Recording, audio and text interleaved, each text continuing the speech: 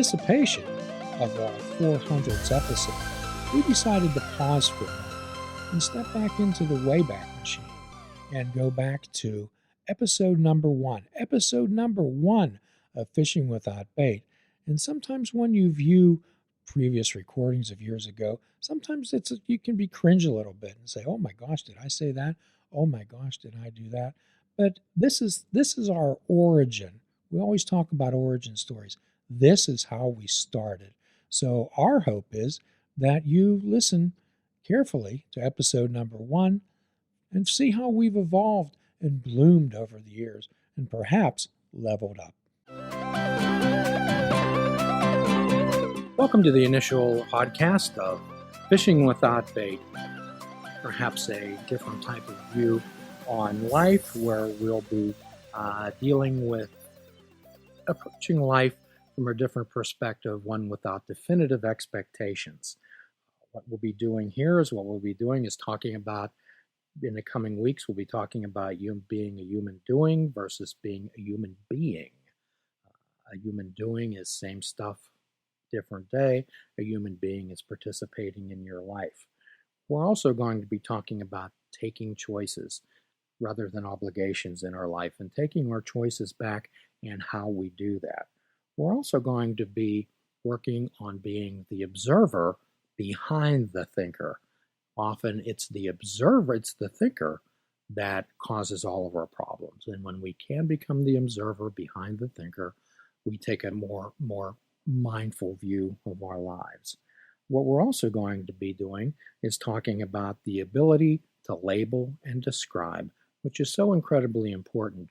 And today, fortunately, I have my friend and often co-host, Mike Sword, with us. And what I'm going to do, I want to throw a question out to Mike, that if he were at the doctor, or if you were a doctor, or let's say an auto mechanic, and you were not accurately able to label and describe either a patient's symptoms or why a car is funky, how much success would you have? Probably not a lot. And that's me. I don't know much about how my car works or my body. You bet. So, however, one of the best answers that I can get from a person like that is, I don't know. Tell me, Mike, how often have you been to a professional, whether it be a mechanic or a turnip puller or a doctor, and they throw some type of techniques at you that you don't understand, and perhaps they don't either? Would you rather hear, I don't know? From the mechanic, the professional themselves, no, because that's why I went to them. Well, I would rather, for my own perspective, I would rather have them be honest with me and tell me, I don't know, I'll find out, rather than make a guess. That is true. Because, you got to think, if you got that squeak, and you're like, what is that? Like, I don't know. And then they just say, we'll see. And on the we'll find out when your tire falls off. You bet. And on the contrary, isn't our responsibility to be able to accurately describe our symptoms to whoever we're presenting them to? Mm-hmm. Rather than, I hurt, my knee hurts, I feel bad, I feel anxious, I feel depressed.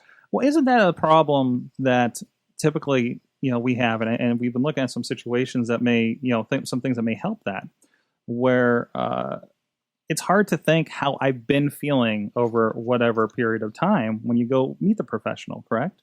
Absolutely. Because you have to sum up everything in a few words. You do. Mm-hmm. You do. And quite often when we have to speak extemporaneously, then our mind becomes blank. Exactly. So the idea is to rehearse. And some of our life, what we're participating, or what we're doing right now in the present moment, is a rehearsal for our future. Exactly.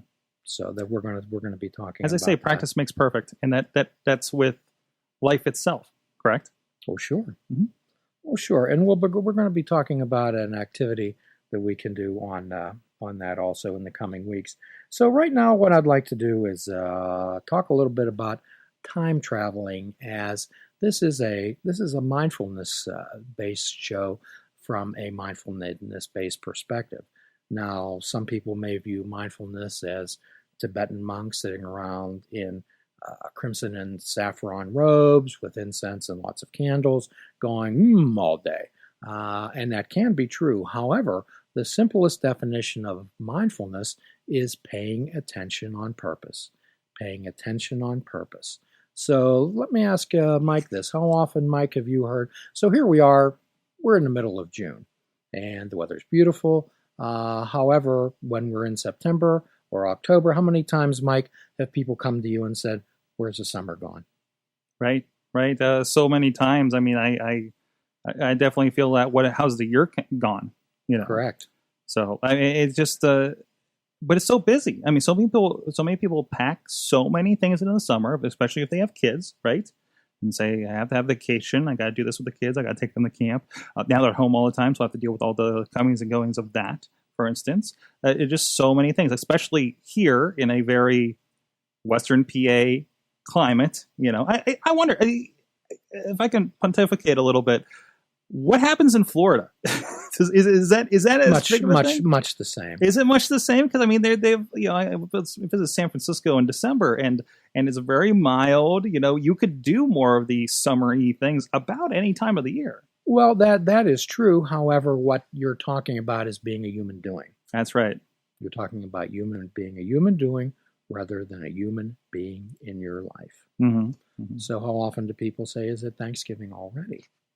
Oh my gosh, it's only a week before Christmas. Or when you meet someone's children and you say, "How did you get so big?" Well, the idea, and what we're going to be working on in this show, is how to be present in each moment. Mm-hmm. And when we're present in each moment, and as we move from present moment to present moment, Mike, that present moment becomes timeless. And in effect, we are immortal. As we move from present moment to present moment. And this is where paying attention comes in on purpose. This isn't to be confused with transcendental meditation. We're not going to be making any trips around the moon. As much as that would be fun. We won't be doing that. So, in keeping in that vein and doing the time traveling, I'm going to ask the folks who are listening to this podcast if time traveling's been invented yet. That would be neat. It'd be wonderful. What would you use it for? I don't know. However, how many of you do time travel? I'm sure that many of you have frequent flyer miles racked up from going into the past and going into the future, with perhaps brief layovers in the present. So I'm going to ask everyone out there to take a few deep and cleansing breaths. And please breathe through your nose. Do your lungs a favor. Your lungs love warm and moisturized air. So let's do 3 breaths, and when we breathe in, we'll say accept, and when we exhale, we'll say surrender. Accept, surrender. Accept, surrender. Accept, surrender. For those of you out there who are not driving your automobiles or heavy equipment, you can close your eyes. And if you would raise your right arm, and let's call that the past. Normally, when people are living and traveling, being in the past, they're living in resentment, or they're living in frustration. They're living in anger. They're living in remorse. They're living in sorrow. They're living in self-pity. They're thinking about things I wish I would have done, or thinking about things I wish I would not have done. Thinking about things I wish I would have said, thinking about things I wish I would not have said. How often do you go there? How often do you go there?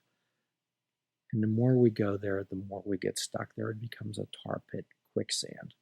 So let's hold up your right arm, and let's call that the future. And normally when we're in the future, thinking, living in the future, we're living in anxiety, and we're living in worry. Most of all, we're living in fear. Underlying all worry and anxiety is fear. So what we attempt to do is turn that past into experience and wisdom. How much collective experience and wisdom is there in that audience? Not only to help yourself, to help others. we turn that future into goals and ambitions. It's when we plan definitive results for ourselves that we set ourselves up for disappointment, unrealistic expectations, either of ourselves or often of others. So, and that is accomplished by action and effort in the present. So I would like everyone, including my friend Mike, to place his hands in the middle of his chest. And I'm going to ask Mr. Mike, what organ of your body are your hands near, Mike? Near my lungs and my heart. Your heart, correct. Mm-hmm. So what I'm going to ask you, is there your heart beating in the future right now? Is it beating in the future? It's beating right now. It's beating right now. Is it beating in the past? No, it's beating right now. So what I'm going to ask everyone in our audience to do today is to live where their heart is. Please live where your heart is, and your heart's beating right now. It is an excellent way to focus on the present moment. Perhaps just to feel your heartbeat, to feel it beat, to bring you back to this present moment, And also in future podcasts, we're going to be talking about using time as currency, treating time as currency. Quite often, we throw it away so casually when we would avoid throwing even quarters onto the street. We would not do that. We're going to be working on uncomplicating our lives. Mike just talked about summer and everything, but he packing everything in to a finite period of time. How complicated does that seem? Mike, how complicated is your life? Oh, geez. Well, I'm a very self-employed person, so it does seem like you're always looking for room for that extra thing. Sure. And there just seems to be no time for it. Right. So quite often what happens, Mike, is when we complicate our lives so often, mm-hmm. We get into what we call paralysis by analysis. We get into all this overthinking. And one of my favorite philosophers, a Trappist monk by the name of Thomas Merton, said, most men's minds are like crows, picking up every shiny object, then sitting in our crowded nest, wondering why we're so uncomfortable. Of course, referring to your brain. So quite often also, I'm going to be asking you to do some breathing exercises out there. And perhaps some of your friends might say, what's this breathing deal? Why do they make so much emphasis on breathing? I know how to breathe. I've been breathing since I was young. Well, here's a little exercise that you can ask your friends to do. And I'll ask Mr. Mike to do this right now. Take your left hand and place it over your mouth, if you would. Then place your right thumb over your right nostril. And place your right forefinger over your left nostril. Now, in about 30 seconds, Mike, tell me the only thing you're thinking of. Just taking a breath. And how hard is the forefinger? That's the importance of the breath. Mm-hmm. It's something that we do so automatically.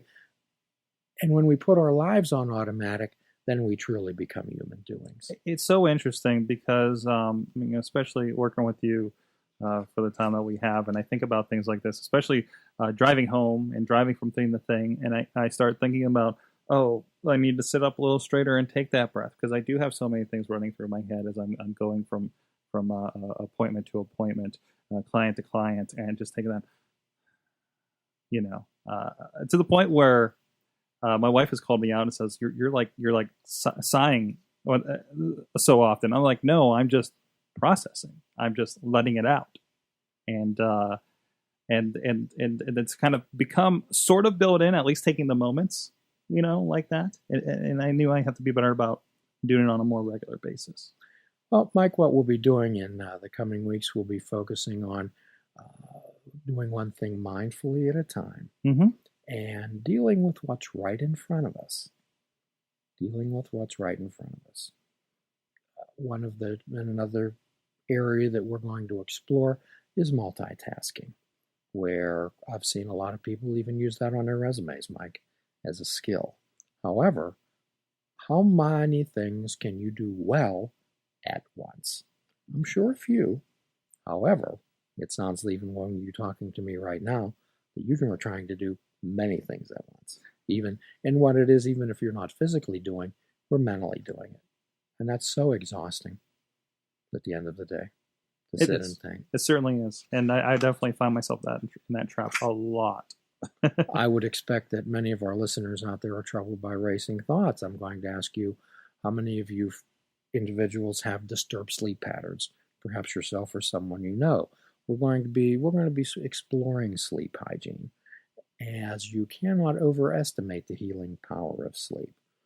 And if you're interested in any of these topics, or perhaps if you would like to send in a topic, call in to have it addressed on this show, I'm going to turn it over in a moment to Mr. Mike to wrap things up.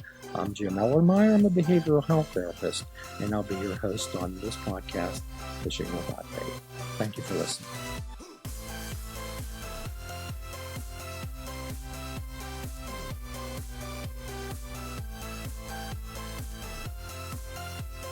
If you're interested in flying the colors of Fishing Without Bait, click the shop icon on our website. We have clothing, mugs, cell phone cases, and so much more. Show the world that you fish without bait. This show is a member of the Sorgatron Media Podcast Network. Find out more at sorgatronmedia.com.